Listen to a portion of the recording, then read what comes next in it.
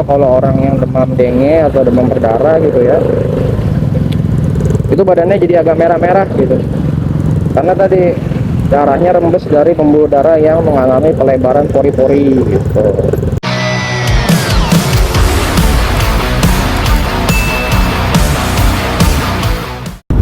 Hey guys, assalamualaikum. Balik lagi bareng gue Aldi di Ferry Motovlog. Ada kereta lewat. Apa kabar kalian semua? Semoga dalam keadaan sehat selalu ya. Untuk teman-teman yang lagi nggak fit, semoga lekas terpulih sehingga dapat beraktivitas kembali, bisa berkumpul dengan keluarga lagi. Amin. Oke, saat ini gue masih dalam perjalanan menuju kantor. Sebelumnya gue juga mau ngucapin terima kasih banyak untuk kalian semua yang udah mendukung channel ini, yang sudah memberikan like, yang sudah memberikan komen, dan juga tentu aja sudah subscribe. Gue ucapin terima kasih banyak buat kalian yang selalu mengikuti perjalanan gue. Yang pun baru melihat juga gue ucapin selamat datang. Jadi daily motovlog ini yang gue buat adalah ya catatan perjalanan harian gue untuk gue sendiri, yang bisa gue bagi ke teman-teman. Perjalanan berangkat ke kantor, pulang dari kantor gitu ya. Ya biasanya ada obrolan atau sharing-sharing dalam perjalanannya ya. Mungkin ada momen-momen, tapi gue berharap bukanlah momen-momen yang tidak baik ya. Gue juga nggak berharap pada hal-hal aneh di perjalanan gitu. Jadi ya udahlah, fine aja.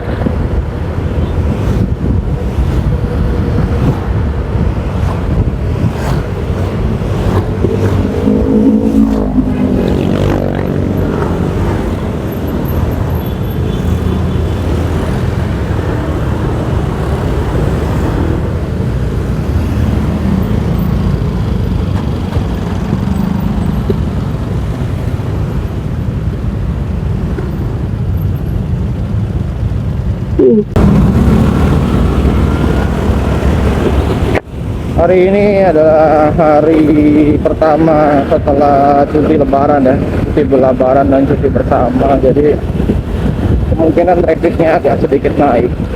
Jadi kayak bakal rame di jalan.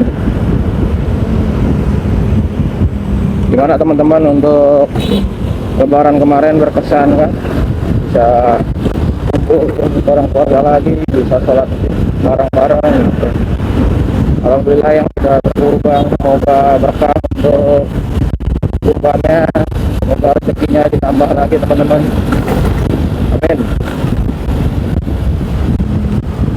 Ya untuk gue sendiri ya, di momen lebaran ini juga pertama kalinya ya, cukup membekas lah istilahnya, bukan berkesan ya, membekas. Semoga nggak akan terulang lagi lah. Maksud gue nggak akan terulang lagi itu situasinya ya, bukan lebarannya, salah. Lebarannya gue berharap terulang lagi lah bersama keluarga gue, cuma situasinya menurut gue sedih aja. Tapi ya selalu berusaha untuk mengambil sisi baiknya, selalu bersyukur gitu. Jadi lebaran kemarin ya istri gue sakit, akhirnya harus dirawat tepat malam takbiran. Jadi istri gue sakit tepat di malam takbiran, dan ya udah kita bawa ke UGD karena sudah 3 hari ya demam tinggi. Udah gua coba lakukan penanganan di rumah juga, nggak ada perbaikan gitu ya. Itu kondisinya semakin kurang oke. Sehingga pilihannya adalah kita harus ke rumah sakit, periksa darah juga.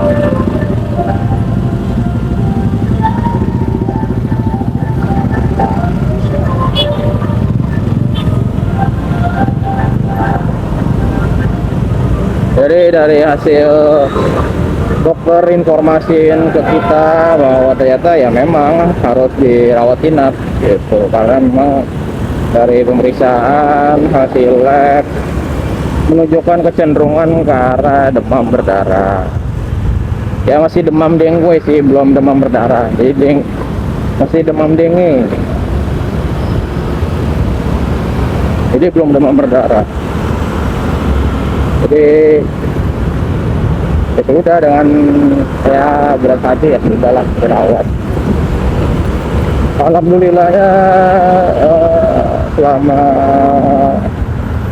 2 hari 3 malam perawatan dari dokter penanggung jawab, dokter spesialis di rumah sakit PK Hospital, yang mengizinkan untuk pulang karena kondisinya sudah mulai ada tanda-tanda perbaikan, jadi bisa perawat jalan aja di rumah, dari rumah gitu. Jadi tinggal lanjutin istirahat di rumah karena memang ya butuh bantuan infus ya untuk di rumah sakit, butuh evaluasi dan kontrol lab setiap hari dari rumah sakit kemarin.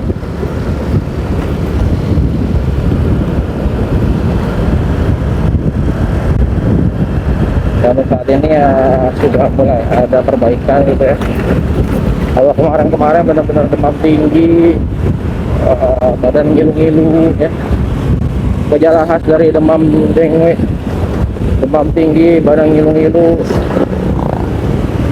ada mual, pusing, kadang-kadang muntah gitu ya. Itu salah satu tanda dan gejala dari demam dengue. Karena demam dengue itu ada fasenya ya, fase hari pertama sampai hari ketiga menunjukkan tanda-tanda penurunan gitu ya, demam segala macam. Tadi kemudian demam, menggigil, ngilu-ngilu badannya, ada mual, ada muntah. Kemudian di fase keduanya mengalami perbaikan, misalnya di hari keempat, hari kelima itu ada sedikit perbaikan, ada kenaikan gitu. Demam mulai membaik, cuma ya itu catatan harus hati-hati karena itu akan mengalami perubahan lagi di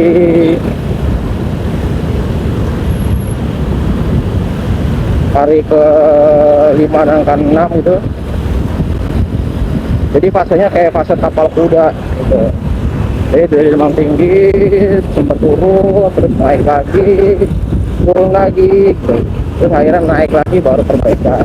Pas hari ke-5 sempat ada penurunan gitu. Jadi udah sempat ada penurunan dikit, perbaikan, naik sedikit, terus langsung ngedrop masuk fase kritis gitu ya. Habis itu udah hari ke-6 ke-7 udah perbaikan lagi, udah naik terus, nggak turun-turun lagi. Terus udah trombositnya, leukositnya udah balik normal lagi. Kalau demam dengue sendiri dia bisa sembuh sendiri karena dia virus, cuma ya itu butuh bantuan suportif dari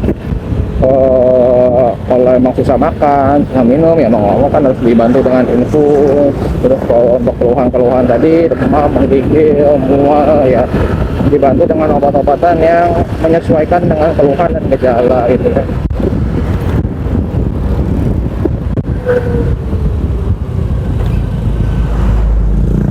Jadinya ya obatnya juga lewat obat suntikan karena masuk mulut aja udah pahit banget gitu. Jadi mungkin agak susahan, jadi dilewatnya obatnya melalui infus juga.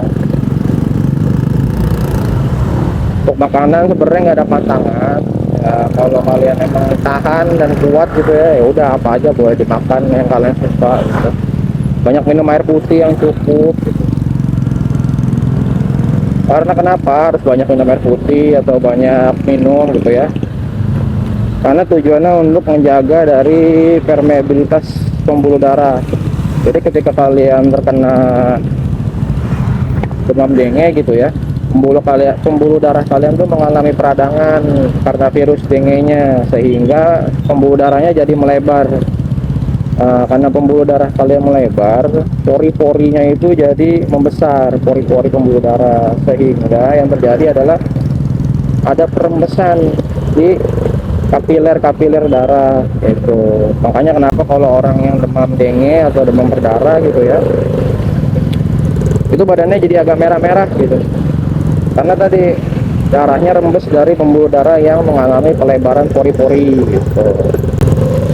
Nah, itu juga salah satu jadi tanda dari adanya demam berdarah. Munculnya ruam-ruam merah atau petekias.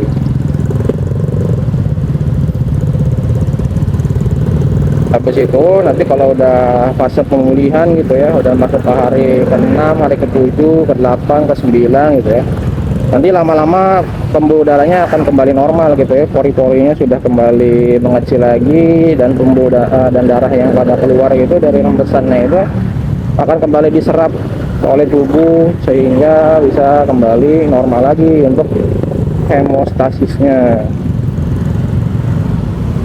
Makanya kita khawatirin dari demam berdarah adalah terjadi perdarahan, karena selain terjadinya kebocoran plasma gitu ya, trombositnya atau si pembekuan darahnya juga mengalami penurunan gitu, jadi rentan banget untuk terjadi perdarahan.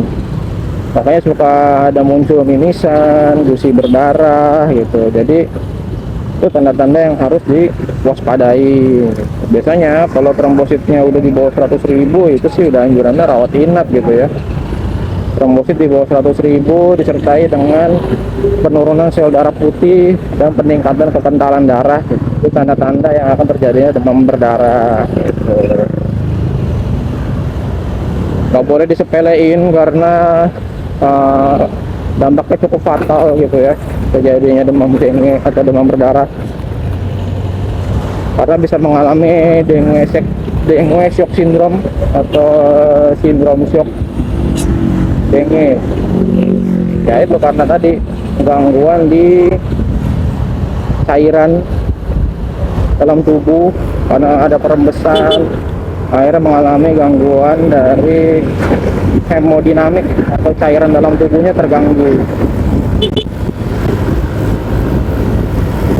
Jadi tetap berhati-hati untuk keluarga kalian gitu ya, untuk demam berdarah, karena memang lagi musim pancaroba juga.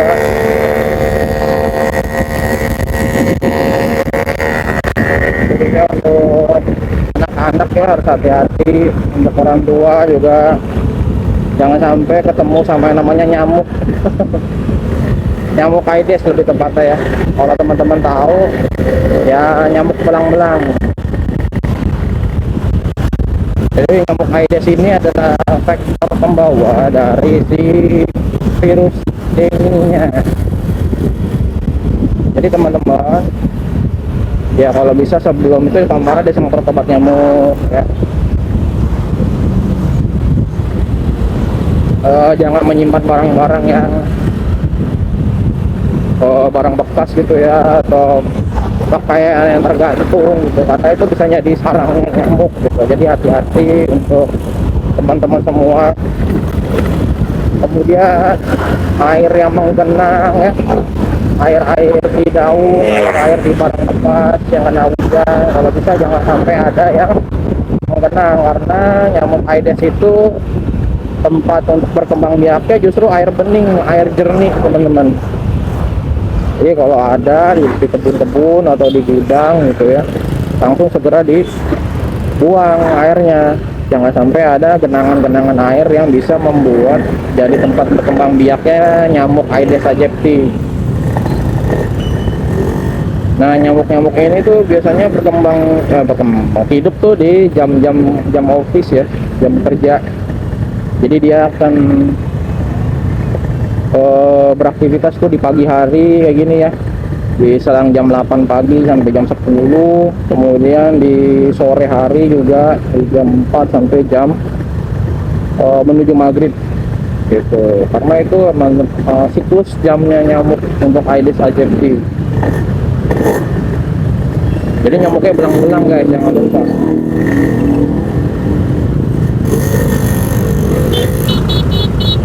Tapi sebelumnya aku juga udah nge-share materi nyamuk Wolbachia gitu ya, itu berhubungan sama nyamuk demam berdarah atau nyamuk Aedes.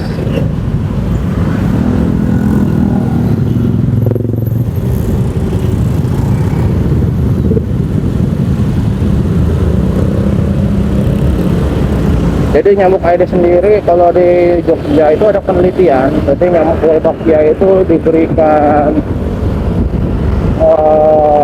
bakteri sebenarnya. Jadi bakteri ini dimasukkan ke dalam nyamuk. Nah harapannya bakteri ini yang akan masuk ke tubuh Aedes, sehingga virus di dalam tubuh Aedes ini dimakan sama si bakterinya, bakteri Wolbachia. Jadi dengan harapan si virusnya mati di dalam tubuh nyamuk, sehingga untuk terjadi penularan dari demam berdarah ini menurun gitu. Itu ada di konten gue yang sebelumnya, teman-teman bisa cari-cari aja, ada kok di playlistnya. Selain itu juga Indonesia sendiri adalah negara endemis demam berdarah ya, jadi kasus ini cukup banget untuk dipahami dan diketahui oleh dokter-dokter kita. Jadi untuk penanganannya insya Allah udah yang paling the best lah. Cuma yang kadang-kadang kesadaran dari masyarakatnya masih kurang, karena pemahaman dan pengetahuannya juga masih kurang untuk ditambah gitu ilmu-ilmunya, update-nya, sehingga kadang-kadang datang sudah dalam keadaan terlambat. Itu yang kita selalu khawatirkan untuk kasus-kasus kalau demam berdarahnya yang udah parah. Apalagi sampai sudah tanda-tanda perdarahan, tanda-tanda dehidrasi, itu akan sangat sulit untuk mengkoreksi gangguan cairan tubuhnya. Jadi kapan baiknya untuk ke rumah sakit? Baiknya kalau menurut saya adalah 3 hari bila mana belum ada perbaikan, baik ke klinik gitu ya, sudah dikasih obat namun masih belum ada perbaikan, baiknya cek darah dulu di hari ketiga, bisa melalui kesehatan atau jika memang harus OGD ya melakukan OGD.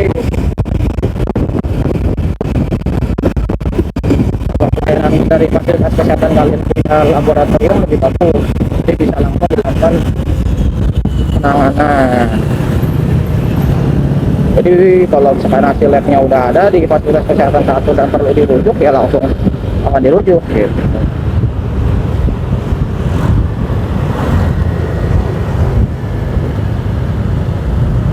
Karena ya tadi selain penanganan ya pencegahan tadi, pengubur, penguras, menutup ya, itu harus dijalankan.